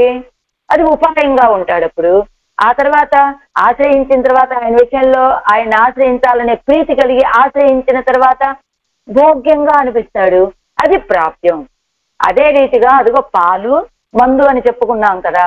మొదట మందులాగా స్వీకరిస్తాడు, ఆ వ్యాధి నయమైపోయింది. నయమైపోయిన తర్వాత ఆ పాలే భోగ్యంగా అనుభవించినట్లుగా అదే రీతిగా ఇక్కడ ప్రాప్య ప్రాపకాలు రెండూ ఉంటాయి. ఆశ్రయించేటువంటి జీవుడి యొక్క దశ, వీడిది ఆశ్రయించే దశ అయితే ఆయన ఉపాయంగా ఉంటాడు. ఆ తర్వాత ఆశ్రయించినటువంటి తర్వాత కైంకర్యం చేసేటప్పుడు భోగ్యభూతుడుగా ఉంటాడు. అందువల్ల అలా రెండు దశలుగా ఉంటాడు. అందులో ఏ తేడా లేదండి. అలా విభజించడంలో ఏ కొరత లేదు అంటూ ఇది మొదటి అవతారిక. అంటే తిరువేంగడముడయాని విషయంలో కిందటి తిరువాయమొదిలో కూడా మలైమేల్ నిర్పాయని చెప్పడం వల్ల తిరువేంగడముడయాని విషయంలో ఇప్పుడు శరణాగతి చేయడానికి కారణం విన్మీది రుప్పాయ్ మలైమేల్ నిర్పాయ్ అన్నారు కదా. ఆ తిరువేంగడముడయాని స్ఫురణకి రాగానే అదిగో ఆయన్ని శరణాగతి చేస్తే నా శరణాగతి తప్పకుండా ఫలిస్తుంది అని ఆశతోటి ఇదిగో ఈ శరణాగతి చేస్తున్నారని ఇదిగో ఈ మొదటి అవతారిక పూర్తయింది, మొదటి సంగతి పూర్తయింది. ఇకపోతే పెద్ద సంగతి ఏది? కిందటి తిరువాయముడికి ఇప్పుడు ఈ తిరువాయముడికి పెరియార్తియోడు ఇప్పుడు అర్థమైంది కదా. ప్రాప్య ప్రాపకాలు రెండు ఆయనే రెండుగా ఉంటాడు. జీవుడు ఆశ్రయించేటువంటి దశను బట్టి ఉంటాడు. అలాగా ఇది ఉన్నది కదా అని అదే ఇదంటే ప్రాప్యం ఉన్నది కదా అని ప్రాప్యభూతుడు కదా అని ప్రాపకభూతుడు కాకుండా ఉండడు. ప్రాప్యభూతుడుగా ఉన్నాడు కదా అని ప్రాప్యభూతుడు కాకుండా ఉండడు. రెండు ఎప్పుడు ఆయనలోనే ఉంటాయి. అలా నేరాయనెల్లాయనేటువంటి తిరువామదిలో ప్రాప్యమైనటువంటి పరమాత్మని ప్రాప్యభూతుడు పరమాత్మ అని చెప్పినటువంటి ఆళ్వార్లు ఈ ఉలగముండ పెరువాయలో ప్రాపకభూతుడు స్వామి అని చెబుతున్నారు. అది ఒక అవతారిక. ఇప్పుడు తర్వాతది పెరియ ఆర్తియోడే పరమపదత్తిలేకే కుంబడి కూప్పిరచ్చైదేయం సర్వరక్షకనాన అవన్ ఒന്നു ముఖం காட்டாமையாலே மிகவும் அவசன்னரானவர் ஸ்ரீயப்பதியாய் அவாப்த சமஸ்த காமனாய் உபய விபூதி யுக்தனாய் సమస్త కళ్యాణ గుణాత్మకనాయ్ వైకుంఠేతు పరే లోకే శ్రియా సార్థం జగత్పతి ఆస్తే విష్ణురచింత్యాత్మా భక్తైర్భాగవతై సహాయం ఎరపడియే. పెరియ ఆర్తి కలిగింది ఆళ్వార్లకి. అదిగో చెప్పుకున్నాం కదా, పక్షుల్ని దోతలుగా పంపినా కూడా పన్నుల కాడీరులో అవి కూడా వెళ్ళక ఆళ్వార్ల యొక్క స్థితిని చూసి నీరై రెక్కలు ఎగరక అక్కడే కూర్చొని ఉంటే అప్పుడు పెద్ద ఆర్తి కలిగింది. ఇవేవి కాదు, నా కంఠస్వరంతో నేను ఆయన పెద్దగా పిలుస్తాను అన్నారు. పెద్ద ఆర్తితోటి పరమపదం వరకు కూడా వినపడేటట్టుగా కూప్పిడచ్చేదయం మొరలు పెట్టినప్పటికీ సర్వరక్షకనావన్ వందు ముఖం కాట్టామయ్యాలే సర్వరక్షకుడైనటువంటి స్వామి వచ్చి ముఖం దర్శనం ఇవ్వకపోవటం చేత మిగవం అవసన్నరాన ఆళ్వారికి చాలా గొప్ప దుఃఖం కలిగింది. ఆ దుఃఖంలో చెప్తున్నారు శ్రీయప్పతియాయ్ లక్ష్మీ వల్లభుడండి ఆయన. అంటే ఆయన దగ్గరికి వెళ్తే మనకి నెరవేరని కోరికే ఉండదు, తప్పకుండా మన కోరిక నెరవేరుతుంది అని ఒక ఆశ. ఆయన ఎలాంటి వాడు? అవాప్త సమస్త కామనాయ్ ఆశ్రయించినటువంటి వాళ్ళ ద్వారా ఇదిగో నువ్వు మనం తీసుకెళ్లేటువంటి బహుమతుల్ని ఎదురు చూసేటువంటి వాడు కాదు ఆయన. ఆయన అవాప్త సమస్త కాముడు. ఆయనకు పొందవలసినటువంటివి ఇంకేమీ లేవు, అన్నీ పొందినటువంటి వాడు, పొందగలిగే సామర్థ్యం ఉన్నటువంటి వాడు, మన నుండి ఏది ఎదురు చూడనటువంటి వాడు. అంతేకాదు ఉభయ విభూతి యుక్తనా, ఏదడిగితే అది ఇవ్వగలిగినటువంటి సామర్థ్యం. అలాంటి స్వామి సమస్త కళ్యాణ గుణాత్మకనాయ్ సమస్త కళ్యాణ గుణములను కలిగినటువంటి స్వామి ఎక్కడవే అని చెప్పినట్లుగా ఎక్కడ ఉంటాడు ఆయన? వైకుంఠేతు పరేలోకే శ్రియా సార్థం జగత్పతి. వైకుంఠేతు పరేలోకే, ఇది లింగ పురాణంలోదట ఈ శ్లోకం. ఎవరో ఇద్దరు ఋషులు ఆ లింగాన్ని స్తోత్రం చేశారట. అంతా స్తోత్రం చేశాక ఒక ఋషి గారు అడిగారట పక్కనున్న ఋషి గారిని, ఏమని, ఇప్పటి వరకు నా నాలుక కొంత అపవిత్రతని పొందింది కదా, ఈ అపవిత్రత పోవాలి అంటే నేనేం చెయ్యాలి అని అడిగితే అప్పుడు ఈ శ్లోకాన్ని చెప్పి దీన్ని అనుసంధానం చేయమని చెప్పారట ఆ రెండో ఋషి గారు. ఎక్కడా చెప్తారు? లింగ పురాణంలో శ్రీవైకుంఠం యొక్క వైభవం, పరమాత్మ యొక్క వైభవాన్ని తెలియచేసేటువంటి శ్లోకం ఏ విష్ణు పురాణంలోదో కాదట ఇది. ఏమని? వైకుంఠేతు పరేలోకే శ్రియాసార్థం జగత్పతి, లక్ష్మితో కూడి ఉంటాడు ఆ వైకుంఠం అనేటువంటి గొప్ప లోకంలో. ఆస్తే విష్ణు అచింత్యాత్మా విష్ణు, ఎలా? భక్తై భాగవతై సహ ఆస్తే, భక్తులతోటి భాగవతులతో కూడి వేయించేసి ఉంటాడని చెప్పినట్టుగా శ్రీవైకుంఠத்திலே నిత్య సూర్యగడుక్కు కాచి కొడుతు కొండిరుక్కడవ సర్వేశ్వరన్ పలరం నన్మయ్య జక్కాల శ్రీవైకుంఠంలో ఉంటాడు స్వామి. ఆయనేంటి నిత్య సూర్యులందరికీ కూడా ఎప్పుడు తనని తాను దర్శింపచేస్తూ ఉంటాడు. వాళ్ళందరికీ దర్శనమిస్తూ ఉండేటువంటి ఆ స్వామి ఆయనకి ఒక బెంగ. ఏమని? పలరం నమ్మయ్య జక్క, ఏదో ఇక్కడ వాళ్ళంతా ఎప్పుడు నన్ను అనుభవిస్తున్నారు కానీ ఆ లీలా విభూతిలో ఉన్న వాళ్ళంతా కూడా పోగొట్టుకుంటున్నారు నన్ను అని.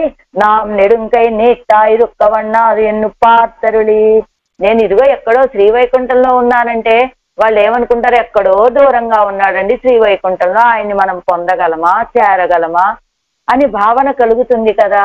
కాబట్టి అలాంటి భావన వాళ్ళకి కలగకూడదు, వాళ్ళకి దగ్గరలోనే నేను ఉండాలి అని ఏం చేశాట?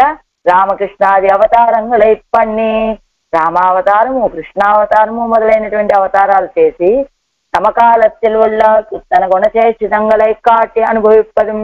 ఆయా కాలాలలో ఉన్నటువంటి వాళ్ళకి తన యొక్క గుణములను చేసితాలను దర్శింపచేసి అనుభవింపచేశాడు రామకృష్ణాది అవతారాల్లో.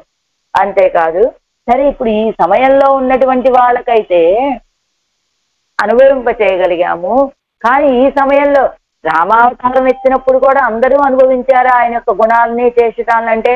కొంతమంది కోల్పోయినటువంటి వాళ్ళు ఉన్నారు కదా ఆ వైభవం తెలియక. అలాంటి వాళ్ళు వెనకబడినటువంటి వాళ్ళు కూడా పోగొట్టుకోకూడదు అని పిற்பడరాన సంసారిகளுకు నిజక్క వేండాపడి రుచి జనకనాయికొండు. అదిగో అలా వెనకబడినటువంటి వాళ్ళు కూడా ఆ అనుభవాలను కోల్పోకూడదని రుచి జనకనాయికొండు తిరుమల ఇలే నా ఇచ్చిమారుడనే కూడా నిన్నరు నినపడి ఎక్కండు. అదిగో నా ఇచ్చిమారులతోటి రుచి జనకన మనందరికీ రుచిని కలుగజేస్తూ తిరువేంగడం మీద వేంచేసి ఉన్నటువంటి ఎలా వేంచేసి ఉన్నట్ట? నా ఇచ్చిమారుడనే కూడా నిన్నరు నినపడి ఎక్కండు. నా ఇచ్చిమ ఏంటండి, తిరుమలలో ఆయన ఒక్కడే కదా ఉంటాడు, నా ఇచ్చిమాలతో కూడి ఉన్నాడు అని చెప్తున్నారేమిటి అంటేనట, అదిగో అలర్మేలు మంగయ్య తాయారు ఎక్కడ ఉంటారయ్యా అంటే ఇక్కడ కింద అలివేలు మంగాపురంలో కదా. అది శుక్రాచార్యుడు తపస్సు చేసినటువంటి భూమినో ఏదో చెప్తారట, అక్కడ ఉంటుందట ఆ తాయార్లు. కానీ ఈయన తిరుమలలో ఎక్కడ ఇలా దర్శనం చేసుకోగానే ఆ వక్షస్థలంలో అదిగో ఆ వ్యూహలక్ష్మితోటి మనకి దర్శనమిచ్చేటువంటి స్వామి ఇరువైపులా ఇద్దరు తాయార్లతోటి. కాబట్టి తాయార్లతోటి వేయించేసి ఉన్నట్లుగానే నా ఇచ్చిమారుడనే కూడా నిన్నరుడిన పడి ఎక్కండు. అలాంటి ఆ స్థితిని చూసి అధికార నీతి కాలనీతి అంగనీతి అన్నా పోలేసుల్లుగిర నిర్బంధంగల్ ఒన్నుం ఇన్నిక్కే ఆశ్రయిక్కలంబడి ఇరుక్క. అదిగో ఈయన ఎక్కడ ఉన్నాడు? రామకృష్ణాది అవతారాల్లో శ్రీవైకుంఠంలో ఉండేటువంటి స్వామి ఈ లోకంలో ఉన్న వాళ్ళు పోగొట్టుకోకూడదని రామకృష్ణాది అవతారాలు ఎత్తాడు. అప్పుడు కూడా పోగొట్టుకున్నటువంటి వాళ్ళు ఆ అనుభవాన్ని పోగొట్టుకోకుండా వాళ్ళకి ఆ అనుభవాన్ని ఇవ్వాలి అని మళ్ళా తిరుమల కొండ మీద ఆయిత్యమాలతోటి వేయించేసి ఉన్నాడు. ఆ స్వామిని ఆశ్రయించాలంటే అధికార నీతి లేదు, కాలనీతి లేదు, అంగనీతి లేదు. అధికార నీతి అంటే ఏమిటి? ఏదో దశరథుడికో దశరథ చక్రవర్తికో వసుదేవాదులకో వాళ్ళకి మాత్రమే బిడ్డగా పుట్టాడండి, వాళ్ళకే అధికారం. అలాంటి అధికార నీతి ఏం లేదండి. వాళ్ళు ఏదో తపస్సులు చేశారని వాళ్ళకి బిడ్డగా పుట్టాడు. మరి మళ్ళాంటి వాళ్ళకంటే అలాంటి నియమాలు ఏం లేవండి, అందరికీ అందుబాటులో ఉన్నాడు ఆయన ఇప్పుడు. అంతేకాదు కాలనీతి ఆవదు, కాలం ఏదో కృతయుగంలో ఉన్న వాళ్ళకే అనుగ్రహించాడు, త్రేతాయుగంలో ఉన్న వాళ్ళకే అనుగ్రహించాడు, ద్వాపరంలో ఉన్న వాళ్ళకే అనుగ్రహించాడు అనేటువంటి తారతమ్యం లేదు. కలియుగంలో ఉన్న మనలాంటి వాళ్ళకి కూడా అనుగ్రహించేటువంటి వాడు అని కాలనీతి లేదు. ఆ తర్వాత అంగనీతి, ఇదిగో స్నానాది అంగనీతి, చక్కగా తీర్థమాడి వెళ్ళిన వాళ్ళకి దర్శనం ఇస్తాడండి, అలా లేనటువంటి వాళ్ళకి దర్శనం ఇవ్వడం, ఇలాంటి అంగనీతి కానీ ఏమీ లేకుండా నిర్బంధంగల్ ఒన్నుం ఇన్నిక్కే ఆశ్రయిక్కలాంబడి ఇరుక్కిరా సౌశీల్యత్తై కండు. అదిగో ఆ తిరువేంగడముడయానికి ఇలాంటి నిర్బంధాలు ఏమి లేవండి. అంగనీతి లేదు, కాలనీతి లేదు, అధికార నీతి లేదు. మన కోసమే వచ్చి తిరుమల కొండ మీద వేయించేసి ఉన్నాడు. అలాంటి సుశీలుడు ఆయన వానరాలకి దర్శనమిస్తాడు, అదిగో మానవులకి దర్శనమిస్తాడు, నిత్యసురులకి అనుగ్రహిస్తాడు. అలాంటి స్వామి అని ఆ తిరువేంగడముడయాన్ తిరువడిగలిలే పెరే పెరాట్టియార్ మున్నిలయ్యాగ తమ్ముడయా తమ్ముడయా అనన్యగతి స్వత్తై వెన్నప్పం చేదు శరణం పుక్కు తమ్ముడయ అధ్యవసాయత్తయ్యరవి కిరార్. అలాంటి తిరువేంగడముడయాన్ తిరువడిగలలో పెరే పెరాట్టిని ముందుంచుకొని తమ యొక్క అనన్యగతిత్వத்தை పోలో నిల్లాడి అని అన్నారు కదా, అది అనన్యగతిత్వాన్ని విన్నపం చేస్తూ శరణం పుక్కు శరణాగతి చేసి తమ్ముడై అధ్యవసాయత్తయ్యరి కిరార్ తమ యొక్క దృఢ నిశ్చయాన్ని తెలియచేస్తూ ఉన్నారు ఈ తిరువామిడిలో. కీజేయం పల విడంగలిలే ప్రపత్తి పన్నినారు, అవ్విడంగలిలే. మరి కింద కూడా చాలా చోట్ల శరణాగతి చేశారు కదా ఆళ్వారు. ఇప్పుడే కాదు కదా శరణాగతి చేయటం. ఆ శరణాగతికి ఈ శరణాగతికి ఉన్న తారతమ్యం ఏమిటి అంటే అవ్విడంగలిలే ధర్మి పొక్క విడత్తే నిరూపక ధర్మంగళం పొగక్కడవది ఎన్గిరణ్యాయత్తాలే లక్ష్మీ సంబంధం సొన్నారు. ఆయా స్థానాల్లో ఇందా చెప్పుకున్నాం కదా తిరుమంత్రం లాంటివి అవి. ఇదిగో చర్మ శ్లోకం లాంటిది ఈ తిరువామిడి అన్నట్లుగా అక్కడ లక్ష్మీ సంబంధం ద్వయమంత్రం లాంటిది ఈ తిరువామిడి. ఇక్కడ లక్ష్మీ సంబంధం శబ్ద రూపంతో చెప్పబడింది. అక్కడ అర్థాన్ని బట్టి తీసుకోవాల్సిందే తప్ప పరమాత్మని చెప్పారు అంటే ఆకార స్వరూపుడైనటువంటి పరమాత్మ. అదే కింద ఇస్తున్నారు చూడండి, అది కుమ్మిదు కుంవాసి ఏదన్నా నాలు ప్రయోగం శరణం పుక్కారే అది కుమ్మిదు కుంవాసి ఏదన్నా 4 సార్లు శరణాగతి చేశారు కదా ఆడవాళ్ళు. దానికి దీనికి తారతమ్యం ఏమిటండి అంటే, ధర్మి పొక్క వెడెత్తే, ధర్మి ఉన్నటువంటి ధర్మి ప్రవేశించిన చోటే ఆయన యొక్క ధర్మం కూడా, నిరూపక ధర్మం కూడా ప్రవేశిస్తుంది అని చెప్పినట్లుగా, ఏమిటి నిరూపక ధర్మం స్వామికి? శ్రీయపతిత్వం అనేటువంటిది నిరూపక ధర్మం. కాబట్టి ధర్మి అయినటువంటి పరమాత్మని చెప్పారు అంటే నిరూపక ధర్మమైనటువంటి శ్రీయపతిత్వం కూడా చెప్పబడినట్లే కదా అనేటువంటి న్యాయాన్ని బట్టి లక్ష్మీ సంబంధం చెప్పారంతే. లక్ష్మీ సంబంధం ఉన్నది అని భావించారంతే. కానీ ఇంగు అది దన్నయ్యే వాయువిడిగిరారు. ఇప్పుడు ఇక్కడ దాన్ని వాయువిడిగిరారు నోటితో ప్రత్యక్షంగా శబ్దంగా చెప్తూ ఉన్నారట.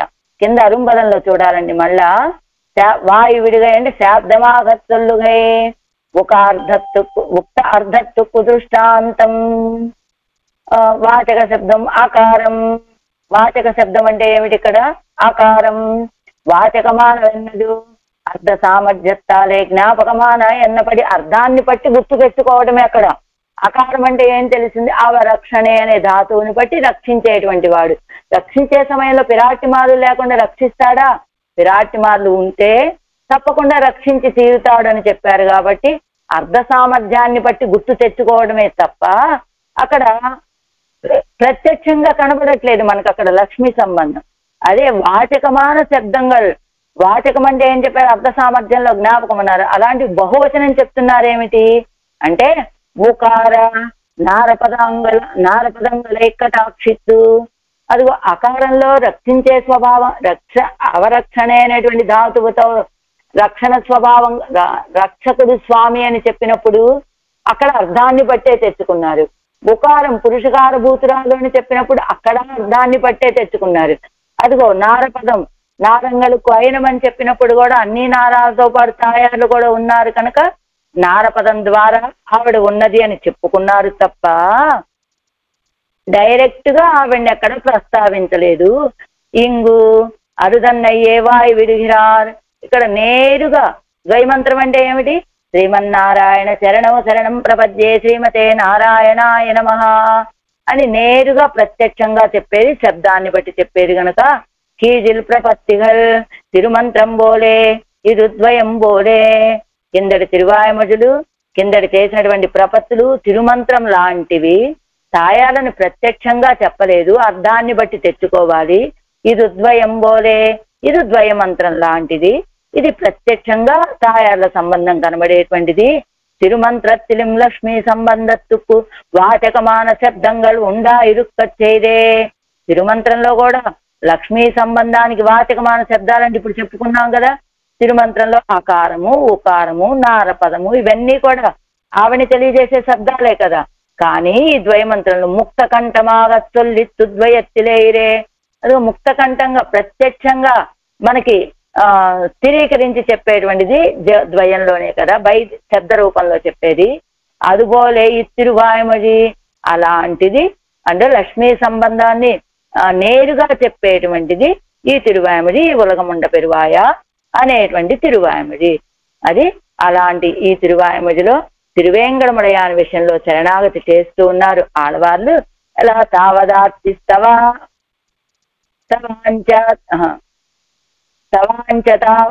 తవాంచ తావన్మోహస్తదా సుఖం అని తావదార్తి. ఒక్క నిమిషం అండి, ఇది తావదార్తి. సరే, ఇక్కడ మళ్ళీ ఒక శంక తీసుకున్నారు. ప్రపత్తిత్తాన్ మోక్షప్రదమో ఎన్నా మోక్ష మాత్రమన్నికే సర్వఫల సాధకం ఎన్ను మదుక్కు ప్రమాణం. ఏమండి, ఇప్పుడు శ్రీమన్నారాయణ శరణో శరణం ప్రపద్యే శ్రీమతే నారాయణాయ నమః అని ప్రపత్తి చేసినంత మాత్రానే ఆ ప్రపత్తి మనకి తప్పకుండా మోక్షాన్ని ఇస్తుందా అని ఒక శంక చేసుకొని దానికి సమాధానం చూపిస్తున్నారు మనకి ఒక శ్లోకాన్ని విష్ణు పురాణంలోది. భగవంతుని గురించి బ్రహ్మాదయ, బ్రహ్మ మొదలైనటువంటి వాళ్ళంతా కూడా అని. ఏమిటట అది? తావదార్తిస్తరావాంచ తావన్మోహస్తరా సుఖం అని తావదార్తి. ఇదందదు పెరవేణుం ఎన్నుమదుం అవ్వళవే. అది తదా వాంఛ అప్రాప్త విషేల్పన్నుం చాపలం అవ్వళవే. తావన్మోహ దేహత్తయ్యం ఆత్మా వైయం ఏకీకృత్య బుద్ధి పన్నుగై. తదా సుఖం ఏష హేవ ఆనందయాతి ఎంగిరదుక్కు విరోధమాయ్ వரும் సుఖంగళం అవ్వడవే అవ్వడవే అవ్వడవే అవ్వడవే అని చెబుతున్నారు. ఏమిటా అవ్వడవే అంటే, ఇదిగో అవ్వడవే అన్నది అవనై ఆశ్రయిక్కుమడవే అన్నపడి. ఎలాగా? భగవంతుణ్ణి ఆశ్రయించేటువంటి వాళ్ళు. మనకి భగవద్గీతలో ఒక శ్లోకం చెప్తారు కదా, ఆర్తో జిజ్ఞాసురర్థార్థి జ్ఞానీతు భరతర్షభ అని 4 రకాల వాళ్ళని చెప్తారు కదా. మొదటి వాళ్ళండి భ్రష్ట ఐశ్వర్య కామనై చొల్లుగరదు అండ్ తదా వాంఛ. మొదటిది తావదార్తి తావత్ వాంఛ తావత్ మోహ తదా సుఖము అని చెప్పారు కదా. ఆర్తి, వాంఛ, మోహము, సుఖము. ఏదందదు పెరవేణుం ఎన్ను మధుము అవ్వడవే. పోగొట్టుకున్నటువంటి దాన్ని పొందాలి అనేటువంటి కోరిక ఎప్పటి వరకు ఉంటుంది మనకి? ఆ భగవంతుణ్ణి ఆశ్రయించేటువంటి వరకు మాత్రమే. అలానే తథా వాంఛ. వాంఛ అంటే ఐశ్వర్య కామనుడే వాంఛయ్యే సొల్లుగయ్యాలే అప్రాప్త విషయత్తిల్ పన్నుం చాపలం అవ్వడవే. అప్రాప్త మనకు సంబంధం లేని విషయాలని విషయంలో చాపలం కలిగి ఉండేది ఎంతవరకు అంటే మనం ఆ భగవంతుణ్ణి ఆశ్రయించే వరకే. అదే ఈ శ్లోకంలో చెప్పినట్టుగా ఐశ్వర్య కామనుడే వాంఛ, ఐశ్వర్యాన్ని కోరుకోవాలి అనేటువంటి వాళ్ళ కోరిక ఎంతవరకు ఉంటుంది వాళ్ళకి? భగవంతుడిని ఆశ్రయించేటంత వరకే. అలా అంతేకాదు. మూడవది తావన్మోహ. తావన్మోహ అంటే అర్ధాధ్యై చొల్లుగరదు. అది ఐశ్వర్యంలో వాంఛ అని చెప్పారు కదా. ఎంతవరకు వాంఛ అంటే అర్ధాధ్యై చొల్లుగరదు. వాళ్ళని అర్ధార్థ అంటే ఆర్త జిజ్ఞాసు అర్ధార్థి అని చెప్పారు కదా. ఆర్తుడు అంటే ఎవరు? పోగొట్టుకున్న ఐశ్వర్యాలని మళ్ళా కావాలి అనుకునేటువంటి వాడు. ఆ తర్వాత అర్ధార్థి అంటే ఎవరు? అసలు నూతన ఐశ్వర్యాలని కోరుకునేటువంటి వాడు. ఎలాంటిదట? అవు ఐశ్వర్యത്തിൽ అప్రాప్త విషయത്തിൽ ఎన్నదు అపూర్వ ఐశ్వర్యത്തിൽ ఎన్నపడి. అప్రాప్త విషయం ఏమిటండి? ఐశ్వర్యం లేకపోతే ఎలా గడుస్తుంది కనుక లోకంలో అంటే అపూర్వ ఐశ్వర్యం అంటే ఇంతకు ముందు లేనటువంటి నూతన ఐశ్వర్యాన్ని కావాలని కోరుకుంటూ ఆ దాని మీదే మనసు కలిగి ఉండేటువంటి స్థితి వీడికి ఎప్పటి వరకు ఉంటుంది అంటే అదిగో ఆయన్ని ఆశ్రయించేటంత వరకు మాత్రమే. తర్వాత మూడవది ఆర్తు జిజ్ఞాసి అర్ధార్థి. ఆ తర్వాత మోహం చెప్పారు కదా, ఇది తావత్ మోహ అని. ఆత్మప్రాప్తి కామనుక్కు ఆత్మానుభవ విరోధియాన ఆత్మాభిమాన రూపమాన జ్ఞానం సర్వేశ్వరం తిరువడిగలై ఆశ్రయిత్తల్లాదు పోగయ్యాలే. అదిగో ఆత్మప్రాప్తిని పొందాలి, కైవల్యాన్ని కోరుకునేటువంటి వాడికి ఈ ఆత్మానుభవానికి విరోధమైనటువంటి దేహమే ఆత్మ అనేటువంటి జ్ఞానం వీడికి ఎప్పటి వరకు ఉంటుంది? ఆ సర్వేశ్వర యొక్క తిరువడిగళ్ళని ఆశ్రయించేటం అంతవరకు మాత్రమే. ఆశ్రయిక్కుమడవే అవనుక్కు అజ్ఞానం ఉళ్ళదు ఎన్నపడి. అవనుక్కు అజ్ఞానం ఉళ్ళదు ఎన్నపడి ఇత్తాల్ జిజ్ఞాసు వేచ్చొల్లుగరదు. జిజ్ఞాసు అంటే ఆత్మకాముడు. ఏది? ఆత్మానుభవాన్ని కోరుకునేటువంటి వాడు. ఆ ఆత్మానుభవాన్ని కోరుకునేటువంటి వాడికి ఈ దేహమే ఆత్మ అనే అభిమానం ముందు ఉన్నవాడేగానే ఉంటాడు కదా. వాడికి ఆ అభిమానం ఎప్పుడు పోతుందంటే ఆ సర్వేశ్వర యొక్క తిరువడిగలని ఆశ్రయించినప్పుడు మాత్రమే పోతుంది. ఆ ఆశ్రయించే వరకు వీడికి ఒక అజ్ఞానం వీడిని వెన్నంటే ఉంటుంది. ఏ అజ్ఞానము? అజ్ఞానం అంటే ఆ అజ్ఞానం ఏది? దేహమే ఆత్మ అనేటువంటి జ్ఞానం భగవంతుణ్ణి ఆశ్రయించే వరకు వీడిని అంటిపెట్టుకునే ఉంటుంది. ఆ తర్వాత ఆశ్రయించిన తర్వాత అదిగో ఆత్మానుభవాన్ని పొందాలనే కోరిక కలుగుతుంది. ఆ తర్వాత తావత్ మోహ ఏమిటి? దేహத்தை అదైపోయింది కదా. ఇప్పుడు తథా సుఖం ఏష హేవ ఆనందయాతి ఎన్గిరదుక్కుం విరోధమాయ్ వரும் సుఖంగళం అవ్వడవే ఏష హేవ ఆనందయాతి అని మనకి ఉపనిషత్తులు చెప్పినట్లుగా ఏమిటట? భగవత్ ప్రాప్తి కామనుక్కు ఆత్మానుభవ ఐశ్వర్య అనుభవ సుఖంగళ విరోధియాగయ్యారే. దేహమే ఆత్మ అనేటువంటి భావనేమో ఇది ఆత్మప్రాప్తి కాముకుడికి విరోధం. కానీ భగవంతుణ్ణి అనుభవించడం అనేటువంటి ఐశ్వర్య సుఖానికి విరోధమైనటువంటిది ఏమిటి? ఈ ఆత్మప్రాప్తి.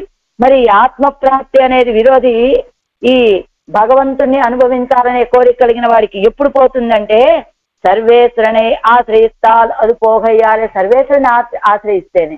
అంటే ఎవరికైనా సరే ఆర్తో జిజ్ఞాసురర్థార్థి అని చెప్పినట్లుగా ఆర్తుడికైనా జిజ్ఞాసుకైనా అర్ధార్థికైనా జ్ఞానికైనప్పటికీ కూడా అందరికీ వాళ్ళకి ఉన్నటువంటి విరోధులు ఎప్పుడు తొలగిపోతాయి అంటే భగవంతుణ్ణి ఆశ్రయించినప్పుడే.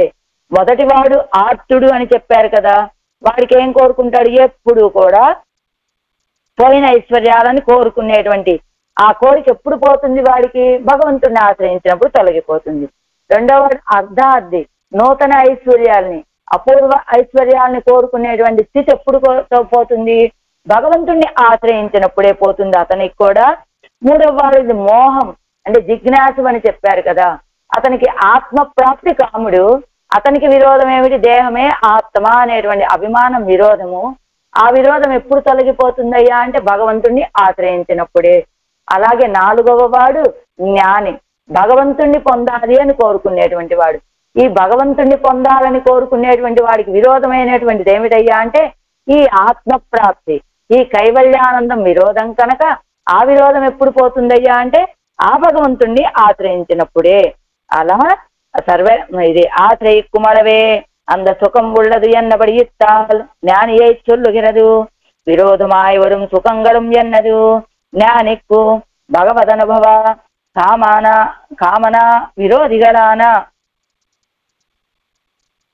విరోధిగళాన ఐశ్వర్య ఆత్మానుభవ సుఖంగళం ఎన్నపడి. సరే, అంతవరకు అయిపోయింది కదా. యావన్నయాతి శరణం స్వాం అశేష అగనాశనం అని ఎప్పటి వరకు ఆ భగవంతుణ్ణి మనం ఆశ్రయించమో అప్పటి వరకు ఈ విరోధులన్నీ మనకుంటాయి. ఆశ్రయించిన వెంటనే అలాంటి విరోధాలన్నీ మనకి నశించిపోతాయని. ఐశ్వర్యం ఆత్మప్రాప్తి భగవత్ ప్రాప్తి విరోధి. ఐశ్వర్యం కాని ఈ ఆత్మప్రాప్తి కాని భగవంతుణ్ణి పొందడానికి విరోధులండి. ఇవెల్లాం మున్నై కిట్టుమళవేరే నిర్పదు ఎన్గిరదు. ఆయన ఎదురుగా నిలబడే వరకే ఇవన్నీ మనలో ఉండేది. ఇప్పటియే తమ్ముடைய సకల విరోధిகளும் పోయి తమ్ముடைய సకల అపేక్షితంగడం కిడక్కైకు ஒரு కురయ్యల్లయ్యన్ను. ఈ రీతిగా తమకున్నటువంటి అన్ని విరోధులు తొలగిపోయి తమకి కోరుకున్నటువంటి అపేక్షితాలన్నీ ఇవ్వటంలో ఏ కొరత లేనటువంటి వాడు అని సదా సన్నిహితనాన తిరువేంగడముడయాన్ తిరువడిగడిలే శరణం పోగిరార్. ఎప్పుడూ మనకి సమీపంలో మన కోరికలు తీర్చడం కోసమే అలా నిల్చొని ఉన్నాడా అన్నట్లుగా తిరుమల కొండ మీద వేయించేసి ఉన్నాడే ఆ తిరువేంగడముడయాను. ఆయన యొక్క తిరువడిగళ్ళలో శరణాగతి చేస్తూ ఉన్నారు ఆళ్వారు ఈ తిరువాయిముడిలో. మిగతా విషయాలను రేపు చెప్పుకునేటువంటి ప్రయత్నం చేద్దాం. ఆళ్వారు ఎంబెరుమానార్ జీయర్ దివ్య తిరువడిగలే శరణం. ఆచార్య దివ్య తిరువడిగలే